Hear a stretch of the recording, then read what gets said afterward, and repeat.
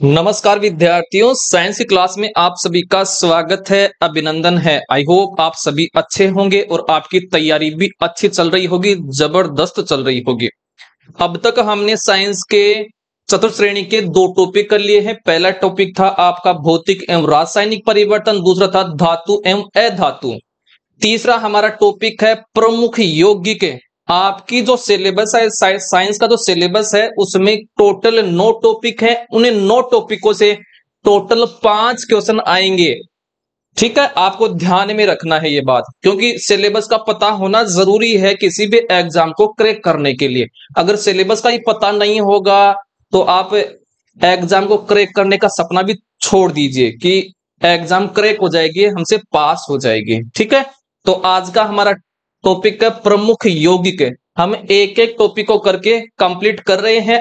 10 video में हम आपका ये कंप्लीट सिलेबस करा देंगे। इसके अलावा आपको कुछ नहीं पढ़ना है, यहां से आपका पूरा जो 5 क्वेश्चन है वो आ जाएंगे। ठीक है, अगर आप हमारे चैनल पर नए हैं, इस चैनल को जरूर से सब्सक्राइब कीजिए और अन्य साथियों को भी शेयर कीजिए। जब साइंस कंप्लीट हो जाएगी उसके बाद में हम कराएंगे आपको इंग्लिश। इंग्लिश 15 नंबर की आती है। जो इंग्लिश आप डर रहे हो, इंग्लिश से डरना नहीं है, बिल्कुल आसान है। आसान तरीके से पढ़ाऊंगा जब साइंस कंप्लीट हो जाएगी। तो मैं स्टार्ट कर लेता हूं। तो सबसे पहले हमारे पास प्रमुख यौगिक है आपका सोडियम क्लोराइड। क्या है? सोडियम क्लोराइड है। सोडियम क्लोराइड का सूत्र होता है NaCl। सोडियम क्लोराइड जो है इसी को क्या बोलते हैं? साधारण नमक बोलते हैं। तो इसे साधारण नमक कहते हैं, पहली बात ये ध्यान रखनी है। ठीक है, तो मैं यहां पर लिखते चलता हूं कि जो NaCl है, NaCl है, इसका नाम क्या है? साधारण नमक। पहली बात तो ये हो गई है। या फिर क्वेश्चन पूछ लेगा साधारण नमक का फॉर्मूला क्या होता है। आगे है यह प्रबल अम्ल व प्रबल क्षारक का लवण होता है। बनता कैसे है? तो जब HCl के विक्रिया किसके साथ कराते हैं? NaOH के साथ कराते हैं तो हमारे पास बनता है NaCl प्लस H2O। ये तो अम्ल है, HCl हाइड्रोक्लोरिक अम्ल और NaOH ये क्षार है। इस प्रकार से ये बनता है। आगे देखिए, तथा इसकी pH 7 होती है। पूछ सकता है pH कितनी होती है, तो इसकी pH कितनी होती है? 7। और 7 pH जिसकी होती है वो क्या होता है? उदासीन होता है, अर्थात वो ना तो अम्ल होता है और ना ही क्षार होता है। pH 7 के कारण उदासीन प्रकृति का होता है। सोडियम क्लोराइड व्यापारिक तौर पर समुद्र के जल या खारे पानी को सुखाकर बनाया जाता है। तो ये किससे बनाया जाता है? तो ये बनाया जाता है किससे? खारे पानी से। तो इसको खारे पानी से बनाते हैं, खारे पानी से। ठीक है, ये बात भी आपको ध्यान में रखनी है। इसके अलावा इस प्रकार बना हुआ नमक कई अशुद्धियों यथा मैग्नीशियम क्लोराइड जिसका सूत्र होता है MgCl2, कैल्शियम क्लोराइड जिसका सूत्र होता है CaCl2 से युक्त होता है। इसे शुद्ध रूप में प्राप्त करने के लिए NaCl के संतृप्त विलयन से भरी बड़ी बड़ी टंकियों में हाइड्रोजन क्लोराइड गैस प्रवाहित की जाती है। इस प्रकार यहां शुद्ध नमक अवक्षेपित हो जाता है। शुद्ध अवक्षेपित NaCl को एकत्रित कर लिया जाता है। ठीक है, तो आपको ये मेन बात इसमें ध्यान में रखनी है। अब पढ़ लेते हैं इनके गुणों के बारे में। तो आगे हमारे पास आता है NaCl के गुण। ठीक है, पहला गुण है इसका, यह श्वेत ठोस पदार्थ होता है। तो ये क्या होता है? व्हाइट सॉलिड सब्सटेंस होता है। दूसरा है इसका गलनांक उच्च और कितना होता है? पूछ सकता है, 1081 केल्विन होता है। ध्यान में रखना है ये बातें पूरी। तीसरी है जल में अत्यधिक विलय होता है। तो यह जल में क्या होता है? अत्यधिक मात्रा में विलय होता है। अर्थात जब हम घरों में खाना बनाते हैं तो खाना बनाने में भी इसी जो NaCl है, नमक है, सादा नमक, इसी का उपयोग किया जाता है। तो और इसी का उपयोग जब जब हम नींबू पानी वगैरह बनाते हैं तो इसमें भी इसका उपयोग किया जाता है। आगे है जलीय विलयन में आयनित हो जाता है। अर्थात जब इसको जल में क्या करते हैं? घोलते हैं। किसको? NaCl को क्या करते हैं? घोलते हैं तो ये आयनों में टूट जाता है। कैसे? जैसे NaCl, तो NaCl को किस में डालेंगे? जल में। तो ये किस में टूट जाएगा? Na प्लस और प्लस Cl माइनस, अर्थात ये क्या बना लेता है, आयन बना लेता है। तो ये जल में घोलने पर आयनित हो जाता है, ये बात इसकी है। ठीक है, अब बात कर लेते हैं इसकी उपयोगिता के बारे में। तो आगे हमारे पास आता है इसके उपयोग। तो नमक के उपयोग क्या क्या है? पहला है इसका इसका उपयोग साधारण नमक के रूप में भोजन में किया जाता है। पहला तो हो गया कि जब हम खाना वगैरह बनाते हैं तो खाने वगैरह में इसका उपयोग किया जाता है। दूसरा है खाद्य परिरक्षक में प्रयोग किया जाता है, अर्थात जो अचार वगैरह होते हैं, अचार वगैरह में नमक डालते हैं अधिक मात्रा में, ताकि जो अचार है वो लंबे समय तक क्या रहता है, सुरक्षित होता है। क्यों? क्योंकि नमक डालने पर उसमें बैक्टीरिया वगैरह अपनी वृद्धि नहीं कर पाते हैं, इसलिए खाद्य परिरक्षक में इसका उपयोग किया जाता है। क्वेश्चन आएगा खाद्य परिरक्षक में उपयोग किया जाता है, ऑप्शन देगा फिर वो। ठीक है, तो प्रत्येक पॉइंट क्या है, इंपॉर्टेंट है, याद करके जाना है। तीसरा है हिमीकरण मिश्रण बनाया जाता है। हिमीकरण मिश्रण का मतलब क्या होता है? जैसे आपने देखा होगा कि जो आइसक्रीम वाले होते हैं, आइसक्रीम आइसक्रीम वाले क्या करते हैं, बर्फ में क्या मिलाते हैं, बर्फ में मिलाते हैं नमक, साधारण नमक। नमक मिलाएंगे तो इसका गलनांक है वो क्या हो जाएगा, कम हो जाएगा। मतलब बर्फ बर्फ में नमक डालने पर वो कम पिघलेगी, बहुत कम पिघलेगी। तो इसका अर्थ ये है कि हिमीकरण मिश्रण बनाने के लिए इसका उपयोग किया जाता है। चौथा है NaOH, Na2CO3, NaHCO3, विरंजक चूर्ण। और विरंजक चूर्ण का सूत्र क्या होता है, CaOCl2 आदि बनाने में कच्चे पदार्थ के रूप में काम में लिया जाता है। तो क्वेश्चन यहां से आएगा कि रसायनों का कच्चा पदार्थ किसे कहा जाता है? तो क्वेश्चन आएगा रसायनों का कच्चा पदार्थ कहा जाता है, कच्चा पदार्थ। तो ये किसको कहा जाता है, साधारण नमक को। ध्यान में रख लेना है, साधारण नमक को रसायनों का कच्चा पदार्थ कहा जाता है। क्यों? क्योंकि देखिए इसे क्या क्या बन रहे हैं, NaOH सोडियम हाइड्रोक्साइड बन रहा है। दूसरा है Na2CO3 मतलब सोडियम कार्बोनेट बन रहा है। NaSCO3 सोडियम हाइड्रोजन कार्बोनेट बन रहा है।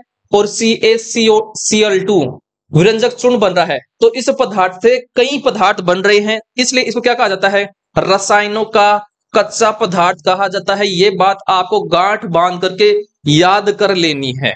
तो ये तो होता है किसके बारे में, आपके NaCl के बारे में, अर्थात सोडियम क्लोराइड। और साधारण नमक का सूत्र क्या होता है, NaCl होता है। क्या होता है, NaCl होता है। ठीक है, आगे देखिए, अब बात कर लेते हैं हम किसके बारे में, सोडियम हाइड्रोक्साइड के बारे में। और सोडियम हाइड्रोक्साइड का सूत्र क्या होता है, NaOH होता है। क्या होता है, NaOH। सबसे पहले इसके बारे में आता है कि इसका दूसरा नाम क्या है, कास्टिक सोडा भी कहते हैं। तो सोडियम हाइड्रोक्साइड को बोलते हैं कास्टिक सोडा। क्वेश्चन आएगा कास्टिक सोडे का सूत्र क्या होता है, तो वो होता है NaOH। औद्योगिक स्तर पर सोडियम हाइड्रोक्साइड का उत्पादन सोडियम क्लोराइड के विद्युत अपघटन द्वारा किया जाता है। तो इसका निर्माण कैसे किया जाता है, सोडियम क्लोराइड का विद्युत अपघटन करके किया जाता है। इसमें एनोड पर क्लोरीन गैस तथा कैथोड पर हाइड्रोजन गैस बनती है। कैथोड पर ही विलयन के रूप में सोडियम हाइड्रोक्साइड प्राप्त होता है। तो यहां से क्वेश्चन आएगा कि जब सोडियम हाइड्रोक्साइड का निर्माण किया जाता है, बनाया जाता है, तो एनोड पर कौन सी गैस बनती है और कैथोड पर क्या बनता है, कैथोड पर कौन सी गैस बनती है, यहां से क्वेश्चन आता है। तो देखिए एनोड पर तो क्या बनती है, देखिए क्लोरीन गैस बनती है। तो एनोड पर तो क्लोरीन गैस बनेगी, क्लोरीन गैस। और कैथोड पर क्या बनती है, हाइड्रोजन गैस, हाइड्रोजन गैस। और कैथोड पर ही क्या जमा होता है, कैथोड पर ही आपका जमा होता है क्या, आपका सोडियम हाइड्रोक्साइड। तो इसी पर ही सोडियम हाइड्रोक्साइड, और सोडियम हाइड्रोक्साइड का सूत्र होता है NaOH। किसको बोलते हैं, सोडियम हाइड्रोक्साइड, हाइड्रोक्साइड। ठीक है, ये बात आपको ध्यान में रखनी है। अब देखिए बनाया कैसे जाता है, तो जो NaCl की विक्रिया जब H2 के साथ कराई गई तो क्या बना, NaOH बना, और साथ में Cl2 गैस बनी, और साथ में H2 गैस बनी। ये आपको अभिक्रिया पूछ सकता है। ठीक है, और Cl2 गैस किस पर बनती है, ये बनती है एनोड पर। किस पर बनती है? एनोड पर। और H2 गैस किस पर बनती है? ये बनती है कैथोड पर। किस पर बनती है? कैथोड पर। और NaOH ये किस पर निक्षेपित होता है, मतलब जमा होता है? तो ये जमा होता है कैथोड पर। ये बात आपको ध्यान में रखनी है। ये पका पकाया है, ये मैं जो आपको करा रहा हूं ये एनसीईआरटी और आरबीएससी के नोट्स है, और यहीं से हर एग्जाम में क्वेश्चन आता है। चाहे आप इंडिया का कोई सा भी एग्जाम दीजिए, साइंस के क्वेश्चन तो यहीं से टपकेंगे। आगे देखिए, आगे हमारे पास है NaOH अर्थात कास्टिक सोडा है, सोडियम हाइड्रोक्साइड है। उसके गुणों की बात कर लेते हैं। तो पहला गुण इसका है, यह श्वेत चिकना ठोस पदार्थ है। रंग कैसा इसका? श्वेत रंग का, और ठोस है, चिकना है, ठोस है। दूसरा है, इसका गलनांक 551 केल्विन है। कितना है? 551 केल्विन है। तीसरा है, जल में शीघ्र विलय हो जाता है, अर्थात जल में घोलने पर क्या हो जाता है? विलय हो जाता है, घुल जाता है। चौथा है, यह परबल क्षार है, अपने जलीय विलयन में आयनित रूप में Na++OH- रहता है, अतः यह एक परबल विद्युत अपघट्य भी है। ध्यान में रखना है कि जो NaOH है इसको क्या बोलते हैं?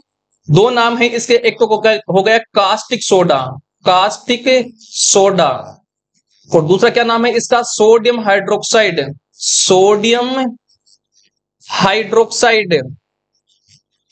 ये इसके दो नाम हैं। पहली बात तो इसमें ये क्या क्या थी कि ये प्रबल क्षार है। प्रकृति पूछ सकता है कि NaOH किस प्रकृति का होता है? क्षार है या फिर अम्ल है या फिर उदासीन है? तो ये प्रबल क्षार है। दूसरी बात ये क्या है? प्रबल विद्युत अपघट्य है, प्रबल विद्युत अपघट्य है, विद्युत अपघट्य।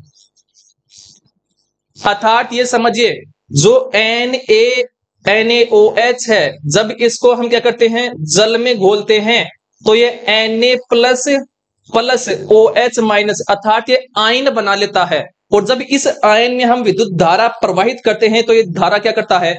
चालन करता है। इसका अर्थ ये है।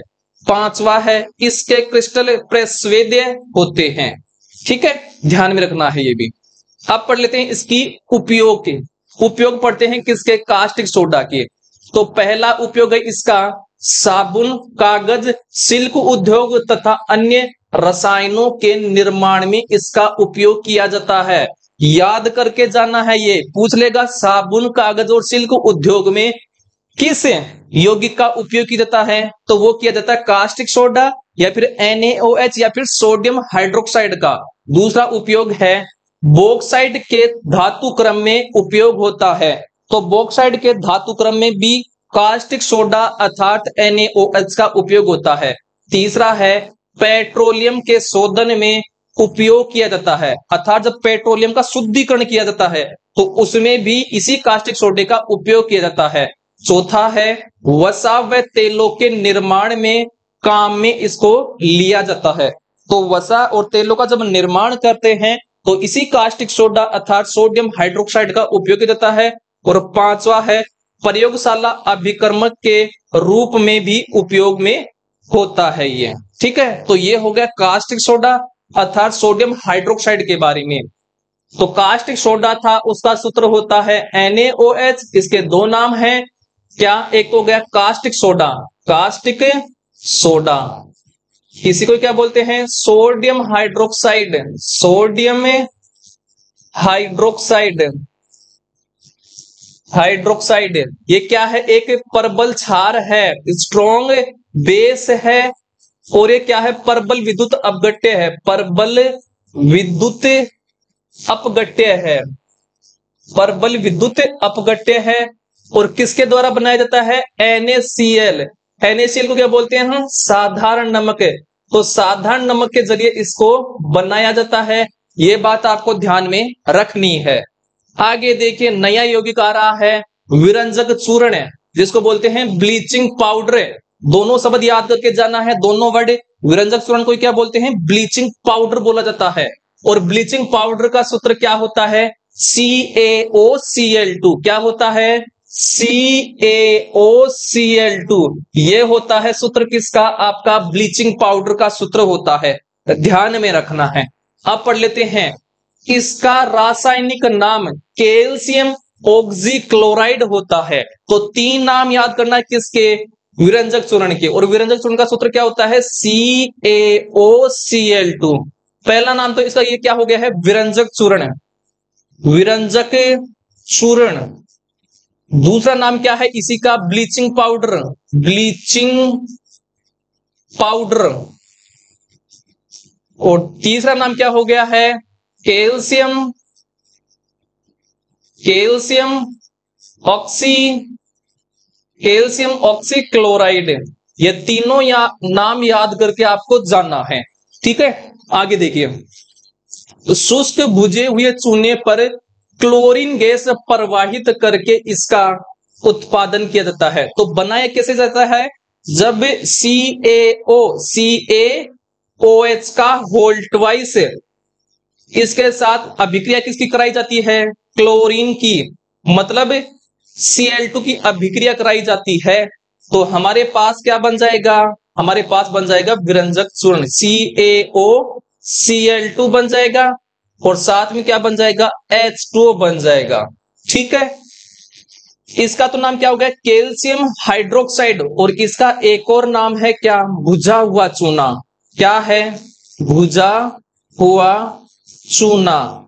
याद करके जाना है, भुजे हुए चूने का सूत्र क्या होता है, तो वो होता है CaOH का होल ट्वाइस, और क्लोरीन गैस इसमें प्रवाहित की जाती है। तो हमारे पास बन गया है कैल्शियम ऑक्सीक्लोराइड, अर्थात विरंजक चूर्ण का निर्माण होता है। ठीक है, आगे देखिए, आगे अब बात लेते हैं इसके गुण के बारे में, प्रॉपर्टीज के बारे में। तो पहला इसका गुण है, यह पीला तीक्ष्ण गंध वाला ठोस पदार्थ है। रंग कैसा होता है, येलो कलर का होता है, पीला होता है, तीक्ष्ण होता है। दूसरा है, ठंडे जल में विलय है, जो ठंडा जल होता है उसमें घुलता है।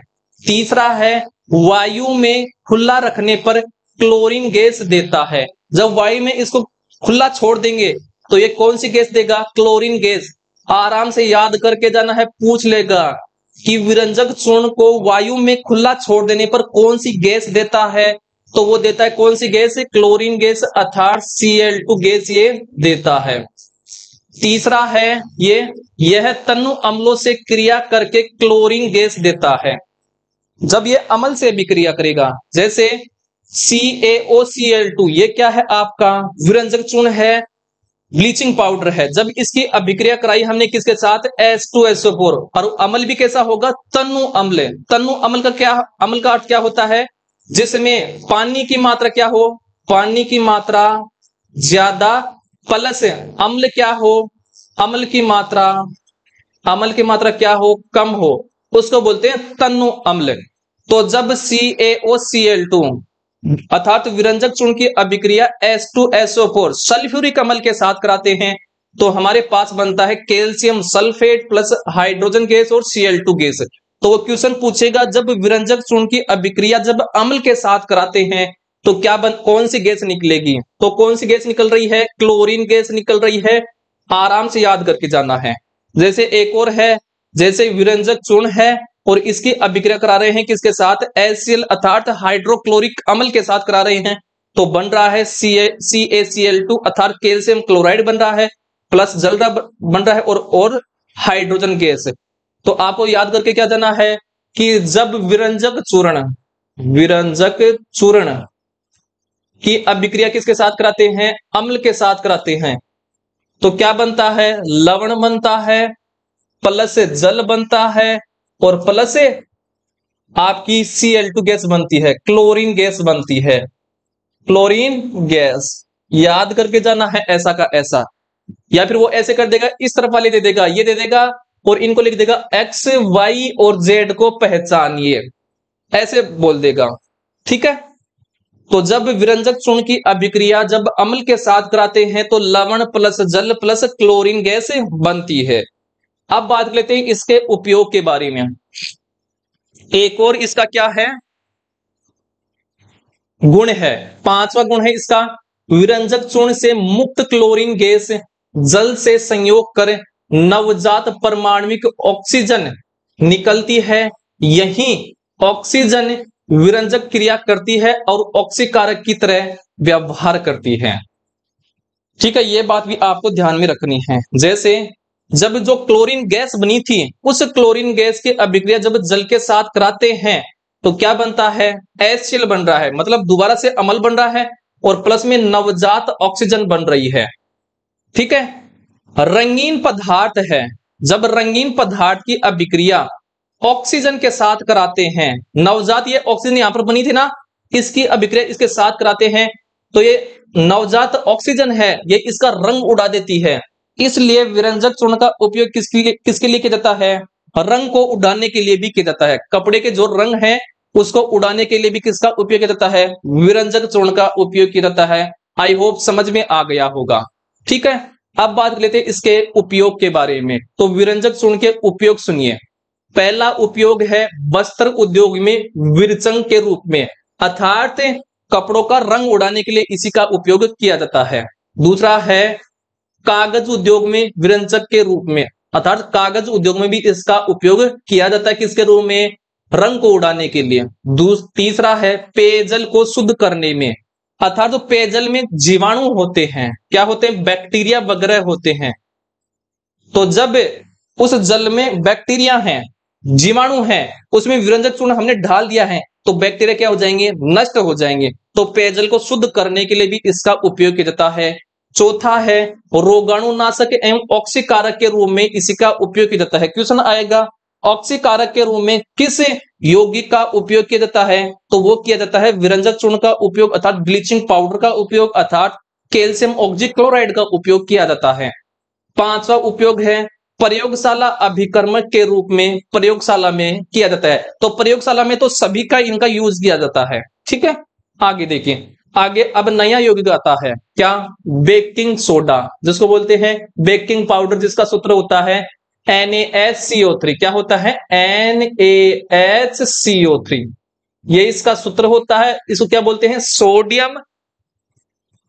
Sodium hydrogen sodium hydrogen carbonate, ये बोला जाता है किसको, बेकिंग सोडे को। और इसका सूत्र क्या होता है, NaHCO3। पहला है बेकिंग सोडा को खाने का सोडा भी कहा जाता है, तो बेकिंग सोडे का दूसरा क्या नाम हो गया है, खाने का सोडा। तो पूछ सकता है खाने का सोडे का फॉर्मूला बताइए, खाने का सोडा। तीन नाम हो गए हैं, baking soda, sodium hydrogen carbonate और खाने का सोडा। ये तीनों किसके नाम है, बेकिंग सोडे के नाम है, और इसका सूत्र होता है NaHCO3।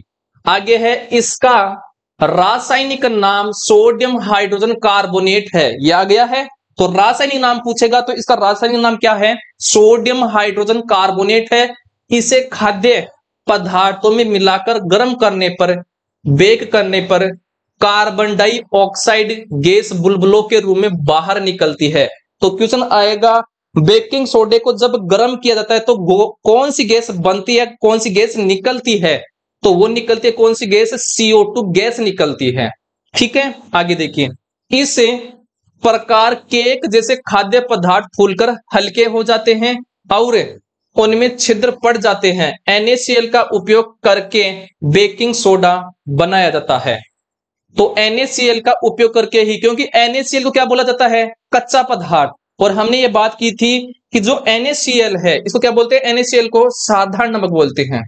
और साधारण नमक से देखे कितने प्रकार के यौगिक बन रहे थे, जैसे बन रहा था सोडियम हाइड्रोक्साइड, और सोडियम हाइड्रोक्साइड का सूत्र होता है NaOH।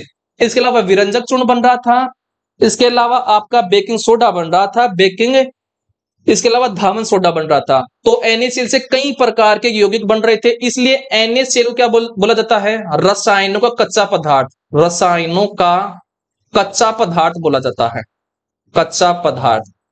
अब क्वेश्चन यहां पर क्या आएगा कि जो केक वगैरह हैं उनको फूलने में सहायक कौन सा पदार्थ होता है, तो वो होता है क्या, बेकिंग सोडा होता है। ठीक है, ये याद करके जाना आपको। आगे बात करते हैं, आगे हमारे पास है, तो देखिए जब NaCl है, NaCl किसको बोलते हैं, साधारण नमक है, ये साधारण नमक, साधारण नमक। तो जब NaCl के विक्रिया जल के साथ कराते हैं प्लस CO2 मतलब कार्बन डाइऑक्साइड के साथ कराते हैं, और NH3 यह है अमोनिया। पूछ सकता है अमोनिया का सूत्र क्या होता है, NH3 होता है। इसके साथ कराएंगे तो बनेगा NH4Cl, अर्थात इसको बोलते हैं अमोनियम क्लोराइड। और साथ में ये बन रहा है क्या, बेकिंग सोडा बन रहा है NaHCO3। ये क्या है, NaHCO3 है, इसको बोलते हैं बेकिंग सोडा। क्या है ये, बेकिंग सोडा है। तो कैसे बनता है, जब साधारण नमक की अभिक्रिया अर्थात NaCl की अभिक्रिया जल के साथ कराते हैं और CO2 के साथ कराते हैं और अमोनिया के साथ कराते हैं, NH3 के साथ कराते हैं, तो हमारे पास बनता है बेकिंग सोडा और साथ में क्या बनेगा, अमोनियम क्लोराइड बनेगा। यह बात आपको ध्यान में रखनी है। सोडियम कार्बोनेट के विलयन में कार्बन डाइऑक्साइड गैस प्रवाहित करके भी इसे बनाया जा सकता है। तो ये क्या है, सोडियम क्लोराइड है। इसमें जब CO2 गैस प्रवाहित करेंगे और जल रहेगा इसमें, तो क्या बनेगा, तो भी बनेगा हमारे पास क्या, बेकिंग सोडा अर्थात सोडियम हाइड्रोजन कार्बोनेट। इसको क्या बोलते हैं, बेकिंग सोडा बोलते हैं। तो इसके बनाने की दो विधि हैं, ठीक है। पहली विधि तो ये है और दूसरी विधि ये है, ध्यान में रखना है। आगे देखिए, आगे अब बात लेते हैं इसकी प्रॉपर्टीज अर्थात जो बेकिंग सोडा है इसके गुण क्या हैं। तो पहला गुण है ये श्वेत क्रिस्टलीय ठोस होता है, ये श्वेत होता है और क्रिस्टल के रूप में, ठोस के रूप में पाया जाता है। दूसरा है जल में अल्प विलय होता है, जल में क्या होता है, कम मात्रा में घुलता है। तीसरा है जल में इसका विलयन क्षारीय होता है। तो पूछेगा जो बेकिंग सोडा है, बेकिंग सोडा, इसकी प्रकृति क्या होती है, तो इसकी प्रकृति क्या होती है, इसकी प्रकृति होती है क्षारीय प्रकृति। क्या होती है, क्षारीय प्रकृति होती है, ध्यान में रखना है। अगला है इसे गर्म करने पर कार्बन डाइऑक्साइड गैस निकलती है। तो बेकिंग सोडे को हम क्या करेंगे, गर्म करेंगे, तो कौन सी गैस बनेगी, CO2 गैस बनेगी। क्वेश्चन पूछ सकता है कि बेकिंग सोडे को गर्म करने पर कौन सी गैस बनती है, तो वो बनती है CO2 गैस। जैसे NaHCO3, ये क्या है, बेकिंग सोडा है। क्या है ये, बेकिंग सोडा।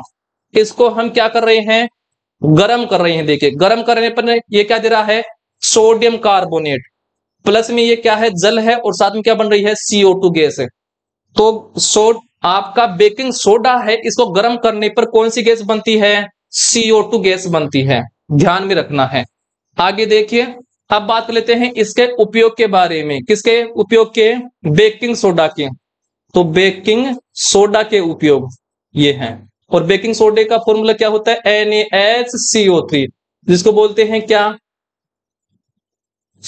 आपका सोडियम हाइड्रोजन कार्बोनेट बोलते हैं, ठीक है। पहला उपयोग है इसका खाद्य पदार्थों में बेकिंग पाउडर के रूप में किया जाता है, अर्थात रसोई घर में जब हमें पकोड़े, स्वादिष्ट पकोड़े बनाते हैं तो उसमें इसका उपयोग किया जाता है। तो स्वादिष्ट पकोड़े बनाने में, स्वादिष्ट पकोड़े बनाने में किसका उपयोग किया जाता है, वो किया जाता है बेकिंग सोडे का उपयोग। दूसरा है सोडा वाटर तथा सोडा युक्त शीतल पेय बनाने में भी किसका उपयोग किया जाता है, बेकिंग सोडे का। मार्केट में आप सोडा वाटर पीते हो तो उसमें इसका उपयोग किया जाता है। और सोडा वाटर में कौन सी गैस होती है, CO2। क्यों, क्योंकि आपका जो बेकिंग सोडा है ये कौन सी गैस बनाता है, CO2 गैस बनाता है। तीसरा है पेट की अम्लता को दूर करने में एंटा एसिड के रूप में इसका उपयोग किया जाता है। क्यों, देखिए हमारा जो पेट है अर्थात आमाशय है, उसमें कौन सा अम्ल बनता है, HCl अम्ल बनता है, हाइड्रोक्लोरिक अम्ल बनता है। और बेकिंग सोडा किस प्रकृति का होता है, तो बेकिंग सोडा क्षारीय प्रकृति का होता है। तो जब पेट में अधिक मात्रा में HCl बनता है तो हमें जलन होती है और खट्टी डकारें आती हैं। अब हमें इससे राहत पानी है, मतलब हमें इस जलन से राहत पानी है, तो हम क्या करेंगे, तो हम डॉक्टर के पास जाएंगे, तो डॉक्टर हमें लिख करके देगा ये बेकिंग सोडा। तो बेकिंग सोडा लिख करके देता है, या फिर मैग्नीशियम हाइड्रोक्साइड। तो जब ये इसके साथ अभिक्रिया करेगा, किसके साथ, NaHCO3, NaHCO3 इसके साथ अभिक्रिया करेगा, तो ये तो क्या है, अम्ल है, और ये क्या है, क्षार है। तो क्या बनेगा, आपका NaCl बनेगा, और साथ में क्या बनेगा, H2O बनेगा, और साथ में CO2 बनेगी, ठीक है। तो देखिए नया पदार्थ क्या बन गया है, लवण बन गया है। और लवण क्या होता है, ये ना तो अम्ल होता है ना क्षार होता है, अर्थात अम्ल और क्षार आपस में अभिक्रिया करके एक दूसरे गुणों को नष्ट कर देते हैं। जब एक दूसरे गुणों को नष्ट कर देंगे तो पेट की जो जलन थी वो क्या हो जाएगी, समाप्त हो जाएगी।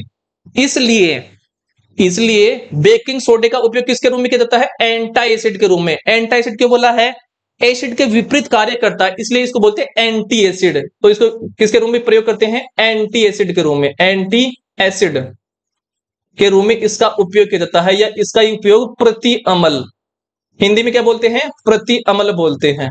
ध्यान में रखना है ये बात, ठीक है।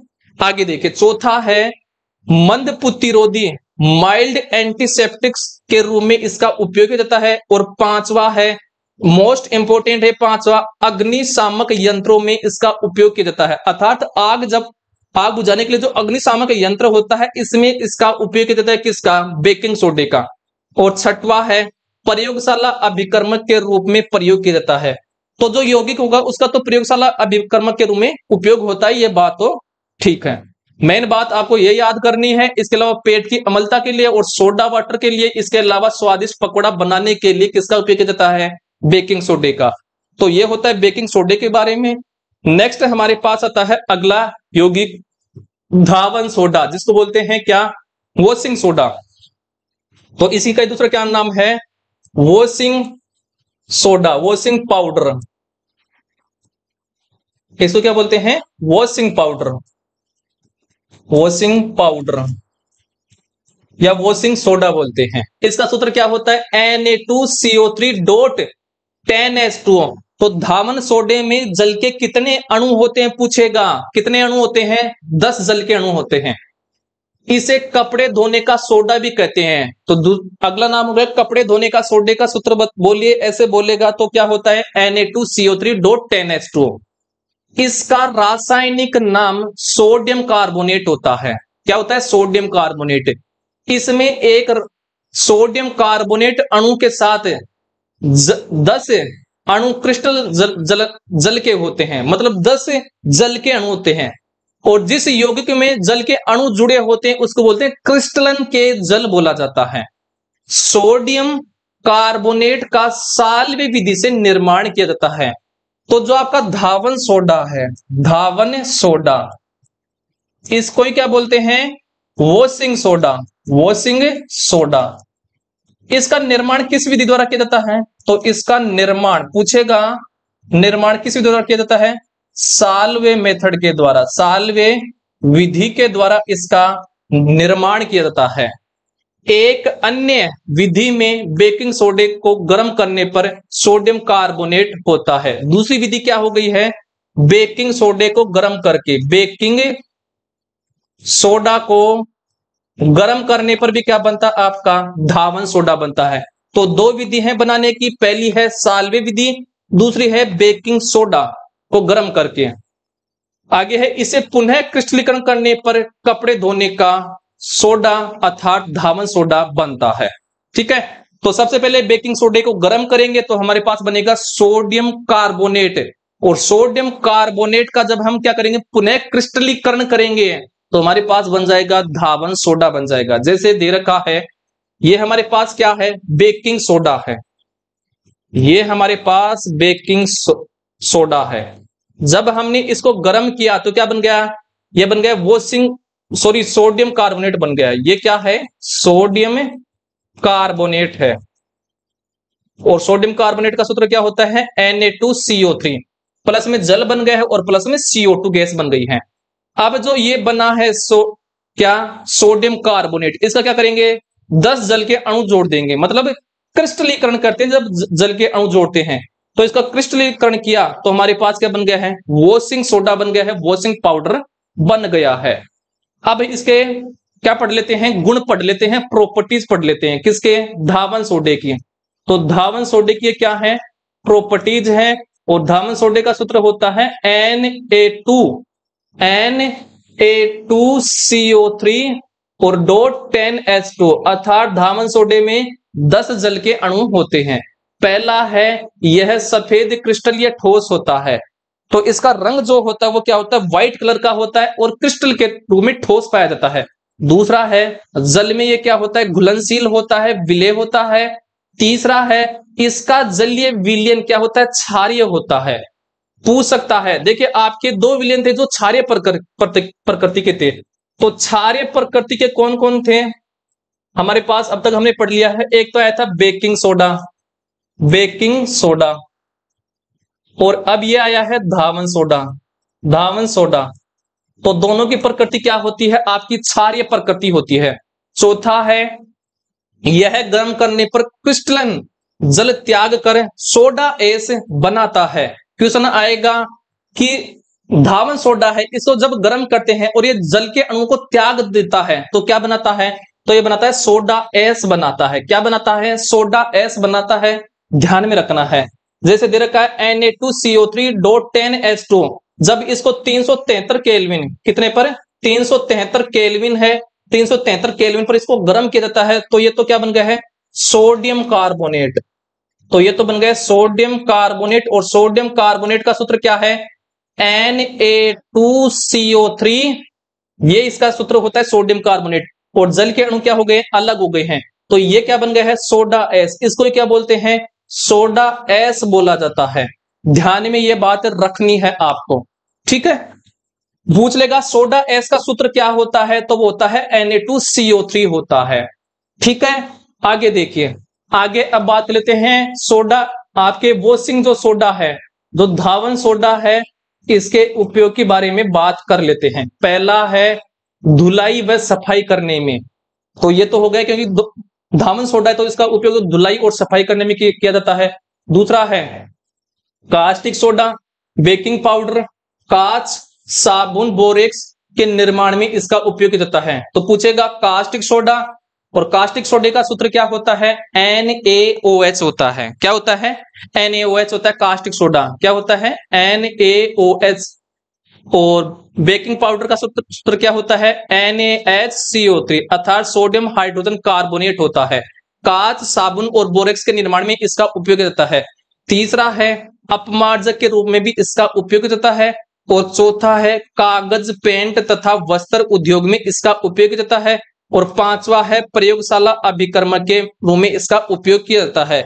तो ये बात हो जाती है किसके बारे में, आपका जो धावन सोडा है उसके हमने बात कर ली है।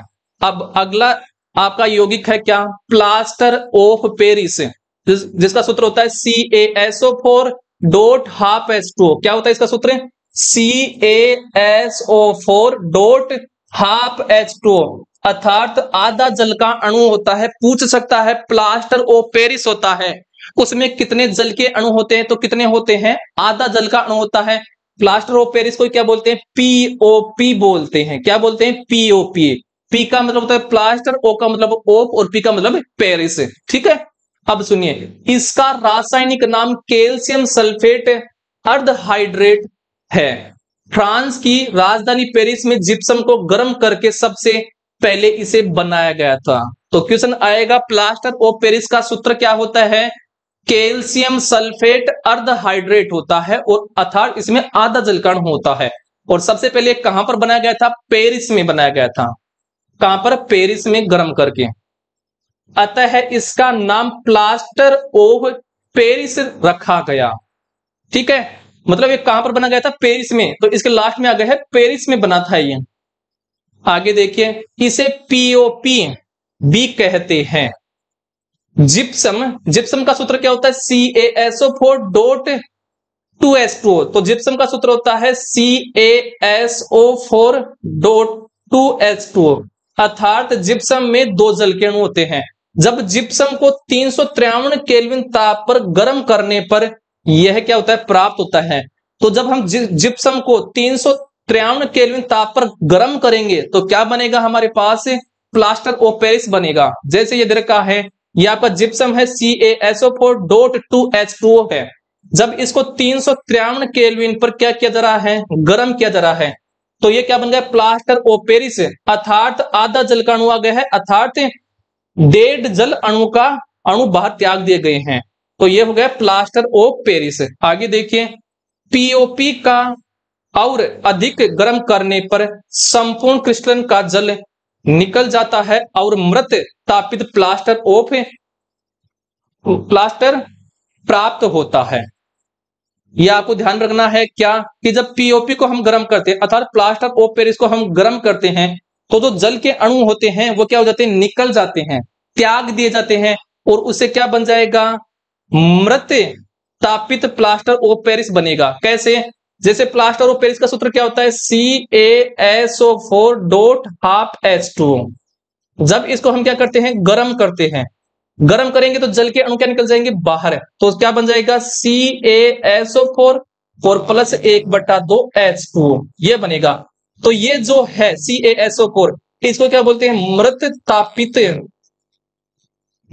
तापित प्लास्टर बोला जाता है इसको, ये बात है। तो पूछ लेगा मृत तापित प्लास्टर का सूत्र क्या होता है, तो वो होता है CaSO4। ठीक है, अब आगे बात कर लेता हूं मैं। आगे हमारे पास क्या है, गुण है किसके, पीओपी के अर्थात प्लास्टर ऑफ पेरिस के क्या है, गुण है। पहला है श्वेत ठोस चिकना पदार्थ है। तो जो प्लास्टर ऑफ पेरिस है क्या होता है, श्वेत होता है, चिकना होता है। दूसरा है इसमें जल मिलाने पर 15 से 20 मिनट में जमकर ठोस और कठोर हो जाता है। तो जब प्लास्टर ऑफ पेरिस में हम जल मिलाएंगे तो ये क्या हो जाएगा, कठोर हो जाएगा। जैसे ये है CaSO4.12H2O। जब इसमें क्या मिलाया हमने, जल मिला दिया, H2O मिलाया, H2O मिलाया तो दोबारा से क्या बन गया है, प्लास्टर ऑफ पेरिस बन गया अर्थात CaSO4 और .2H2O ये दोबारा से बन गया है। और गुण एक और याद करना है, तीसरा वाला, कि इसका उपयोगी डॉक्टर क्या करते हैं, डॉक्टर टूटी हुई हड्डियों को सही स्थान पर स्थिर रखने के लिए इसका उपयोग करते हैं। स्थिर रखने के लिए किसका उपयोग करते हैं, के लिए पीओपी का उपयोग करते हैं, पीओपी का उपयोग करते हैं। जब आपका मान लीजिए कुछ चोट वगैरह आ गई, हड्डी वगैरह टूट गई, तो जो आपको प्लास्टर बांधा जाता है तो उस प्लास्टर के रूप में किसका उपयोग करते हैं, पीओपी का। किसका उपयोग करते हैं, पीओपी का। ठीक है, इसके अलावा चौथा याद करना है कि पीओपी का उपयोग खिलौने बनाने के लिए किया जाता है, खिलौने बनाने के लिए, इसके अलावा मूर्तियां बनाने के लिए, इसके अलावा मूर्तियां बनती है ना, मूर्तियां बनाने के लिए भी प्लास्टर ऑफ पेरिस का उपयोग किया जाता है। और जो फर्श होता है, घरों का जो फर्श होता है, घरों की जो दीवार होती है ना, दीवार, घरों की दीवार को चिकना बनाने के लिए, जैसे हम घर बनाते हैं तो दीवारों पर क्या कराते हैं, पीओपी कराते हैं। तो वो जब पीओपी कराएंगे तो दीवार क्या हो जाएंगी, चिकनी हो जाएंगी। तो ये बात आपको ध्यान में रखनी है। अब मेन बात आपको याद क्या करनी है, एक तो याद करनी है जो पीओपी है इसका सूत्र क्या होता है, तो इसका सूत्र होता है CaSO4 और डॉट कितने जल के अणु होते हैं, आधा जल का अणु होता है, और एक होता है जिप्सम का सूत्र क्या होता है, CaSO4.2H2O। जिप्सम में कितने जल के अणु होते हैं, 2 जल के अणु होते हैं। तो ध्यान में रखना है, वो पूछ लेगा कि पीओपी और जिप्सम में कितने जल के अणु का अंतर होता है। तो जो पीओपी है, पीओपी में तो कितने जल के अणु होते हैं, आधा जल का अणु होता है। और आपका जो जिप्सम है इसमें कितने जल के अणु हैं, 2 जल के अणु है। तो अंतर कितना हो गया है, इसमें तो 2 जल के अणु है और इसमें आधा, तो कितने जल के अणु का अंतर हो गया है, 1.5 जल के अणु का, 1.5 जल अणु का अंतर पाया जाता है। ये क्वेश्चन पूछा जाता है और ये सूत्र भी याद करके जाना है, क्योंकि ये जल के अणु आपको दिक्कत खड़ी करेंगे। ठीक है, आगे बात कर लेते हैं अब इसके उपयोग के बारे में। चलिए, उपयोग है, इसका महत्वपूर्ण उपयोग टूटी हुई हड्डियों को जोड़ने के लिए, प्लास्टर चढ़ाने के लिए किया जाता है। तो मैंने बताया था पिछले वाली इसे स्लाइड पर कि इसका उपयोग कहां पर किया जाता है, टूटी हुई हड्डियों को जोड़ने के लिए। दूसरा है भवन निर्माण में, तो भवन निर्माण में भी किया जाता है, जैसे हम दीवारों पर क्या कराते हैं, प्लास्टर ऑफ पेरिस। तीसरा है दंत चिकित्सा में भी इसका उपयोग किया जाता है। और चौथा है मूर्तियां आदि सजावटी सामानों को बनाने में भी इसका उपयोग होता है। और अगला है अग्नि सतह पदार्थ के रूप में इसका उपयोग किया जाता है। ठीक है, तो ये हो गए इसके उपयोग। तो ये होती है किसके बारे में, जो प्रमुख यौगिक थे उनके बारे में हमने ये बात कर ली है। इससे बार आपका कोई क्वेश्चन नहीं जाएगा।